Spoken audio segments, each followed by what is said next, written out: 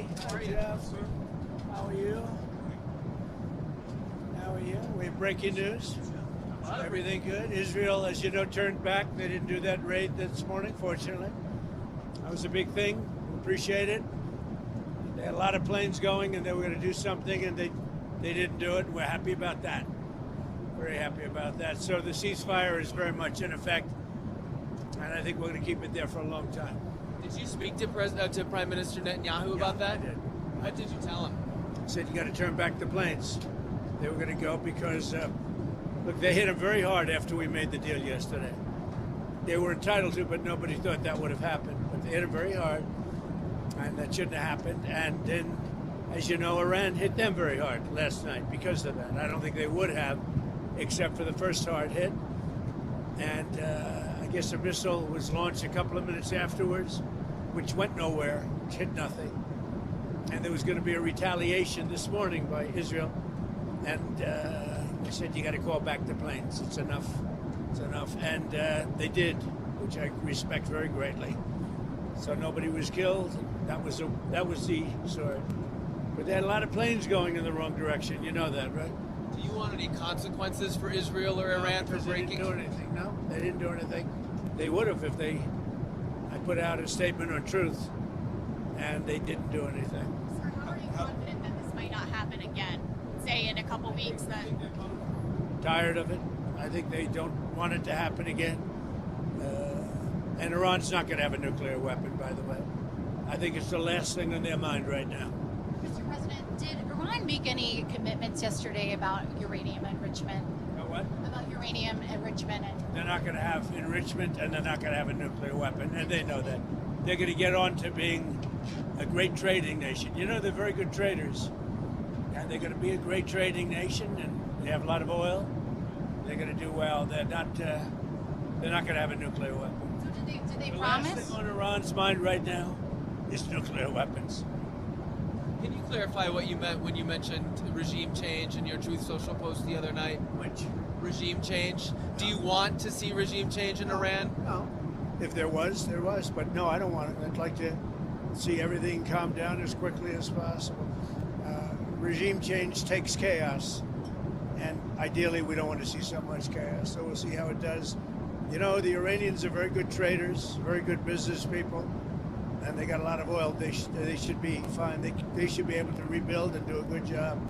They're never going to have nuclear, but other than that, they should do a great job, which is exactly where I've been saying for years, you cannot let Iran have a nuclear weapon. But we're going to be with, where's Marco? I think Marco's here someplace. You know, our great Secretary of State.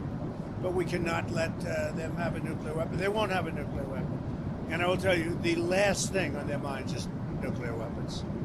They don't even want to think about nuclear. And our B-2 pilots made this all possible. They had a magnificent hit in the dark of night with no moon, no light, no nothing. They hit the target perfectly, wiped it out. And the press is very disrespectful. I saw CNN fake news going, well, maybe it wasn't a perfect hit, it was perfect. They said maybe it did destroy it. We agree, it did destroy it, but maybe it could have destroyed it more. No, it couldn't have destroyed it more. Everyone hit, and it's very disrespectful to those great geniuses and patriots that flew those planes through tremendous danger. So CNN and MSDNC are a disgrace. And so are the others. I mean, they're pretty much all a disgrace.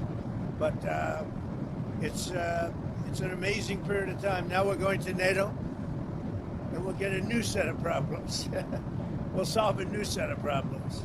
Do you think you'll meet with Zelensky when you're there? Yeah, probably. I'll see him. Yeah. What would you say to him? Say, how you doing? He's in a tough situation. Should have never been there.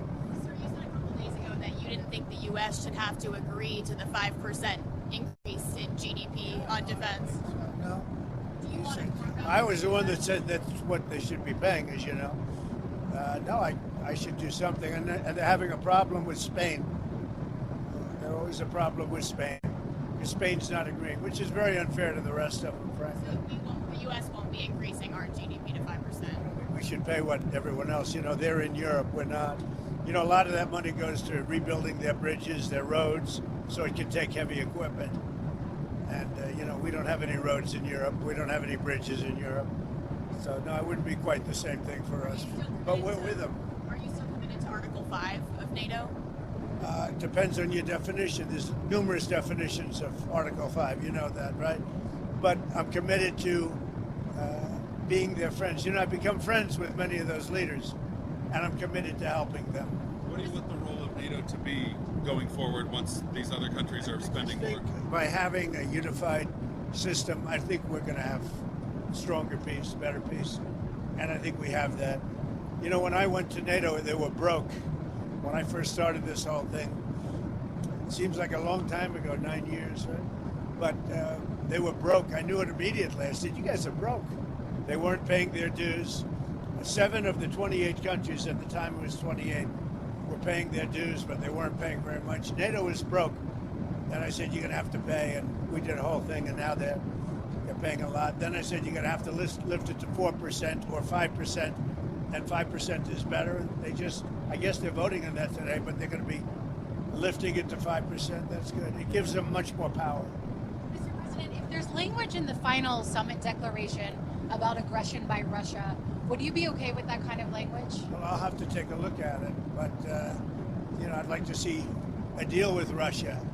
As you know, Vladimir called me up. He said, can I help you with Iran? I said, no, I don't need help with Iran. I need help with you.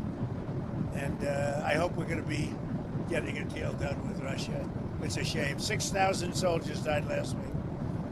More, 6,500 soldiers died last week. Russia, Ukraine, a war that never would have happened if I was president. So enjoy your flight. Let me ask you one more follow-up. In your comments just now about Article 5, that will probably make some people in Europe concerned. Can you clarify what you mean? Are you still committed to mutual defense? I'm committed to saving lives. I'm committed to life and safety. And I'm going to give you an exact definition when I get there. I just don't want to do it on the back of an airplane. Okay? And one other question on energy. What's your take on the oil price situation right now, and are you concerned? I love it. It dropped almost $10 yesterday. I put out a statement, get it down, because a lot of people aren't able to do things when the energy goes down. We're going to have a lot less conflict. So it came down, and our energy department's doing a great job. We're drilling like we've never drilled before. We're keeping it down. We're going to keep it down until all these wars are settled. Thank you very much, everybody. I'll see you. Sleeper cells in the United States. Biden led a lot of supercells, and Biden was an incompetent president, had no idea what he was doing. He hardly ever signed a document. Other people signed documents for him with the auto pen. It was gross incompetence. And among everything else, he let a lot of supercells in, many from Iran. But hopefully we'll take care of them. What Biden did to this country should never be forgotten. Do you think you'll get the Nobel Peace Prize now, sir?